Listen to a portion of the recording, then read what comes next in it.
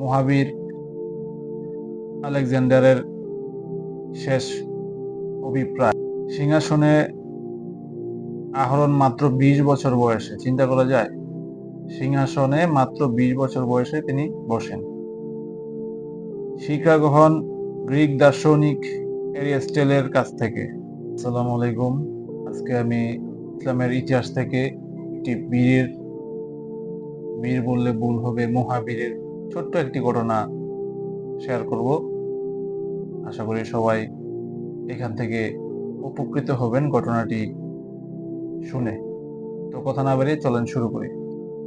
উষ্ণ সমতল মেসোপটেমিয়া থেকে হিন্দুকুশ পর্বতমালা অবধি সাম্রাজ্য বিস্তার।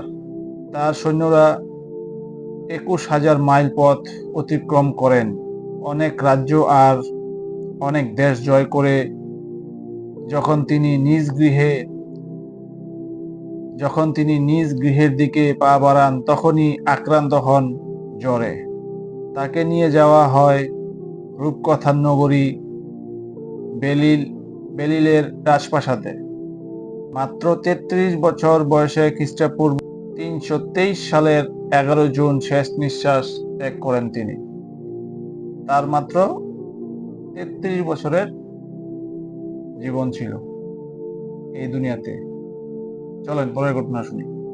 তো আলেকজান্ডার মহাবীর মৃত্যুর শয্যায় তার সেনাপতিদের ডেকে বলেন, আমার মৃত্যুর পর তোমরা আমার 3টা ইচ্ছে পূরণ করবে, এতে যেন কোনো প্রকার ব্যাহত না ঘটে বা ব্যাঘাত না ঘটে। প্রথম অভিপ্রায় মানে ইচ্ছা, শেষ ইচ্ছা, শুধু চিকিৎসকেরা আমার কফিন বহন করবে। মনোযোগ দিয়ে শোনেন, শুধু চিকিৎসকেরা তার কফিন বহন করবে।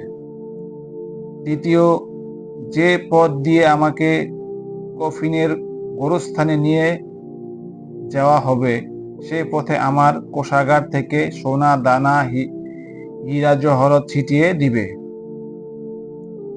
তৃতীয়, কফিনের বাইরে আমার হাত দুটো ঝুলিয়ে রাখবে। সেনাপতি তার হাত চুম্বন করে বললেন, হে মহামান্য, অবশ্যই আপনার সব অভিপ্রায় পূর্ণ করা হবে, কিন্তু কেন? আপনি কি এই বিচিত্র অভিপ্রায় ব্যক্ত করলেন? মানে কেন এই 3টা অভিপ্রায় করলো? সে সেনাপতি অবাক হয়ে তার কাছে জিজ্ঞেস করতেছে।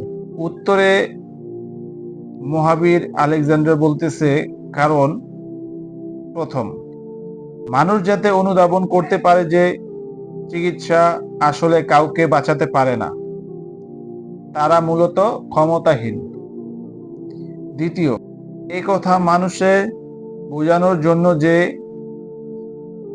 আমি এগুলো পাওয়ার জন্য সারাটি জীবন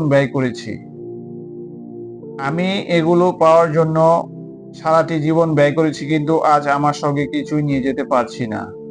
দেখেন, যারা জুলুম করে অন্যের মাথায় বাড়ি দিয়ে এই দুনিয়ার ক্ষমতা দেখিয়ে এই দুনিয়াতে, আল্লাহ নিজে বলেছেন, আমি মানুষকে সৃষ্টি করেছি পচা দুর্গন্ধযুক্ত কাদা ও শুকনো মাটি থেকে। সেই মানুষ কতটা অহংকারী। তৃতীয়টা শুনি। তৃতীয়, যাতে মানুষ বুঝতে পারে যে পৃথিবীতে আমি খালি হাতে এসেছিলাম এবং আবার এখন খালি হাতেই পৃথিবী ছেড়ে চলে যাচ্ছি। মানুষ বুঝুক, ধন সম্পদের পিছনে ছুটা সময়ের অপচয় মাত্র। কি বুঝলেন? রুজি রোজগার করো, সমস্যা নেই, কিন্তু সেটা ভালোভাবে, কারো হক নষ্ট করে না, কারো মাথায় বাড়ি দিয়ে না। আর এই দুনিয়াতে বিবেক হচ্ছে সবচেয়ে বড় আদালত। গায়ের জোরে এই দুনিয়াতে বসবাস করা গেলেও মৃত্যুর পর হাসরের মাঠে গায়ের জোর চলবে না। ক্ষণিকের জন্য যার হক নষ্ট হচ্ছে, যার উপরে জুলুম হচ্ছে, সে কষ্ট করবে, কিন্তু তুমি দুনিয়াতেও আখিরাতেও হাসরের মাঠে বিচার শেষে ইহুল জিন্দিগির জন্য তোমাকে কষ্ট ভোগ করতে হবে। কাজে লোভী, হিংসা এগুলো থেকে সাবধান। দুনিয়া ক্ষণস্থায়ী, পরকাল চিরস্থায়ী।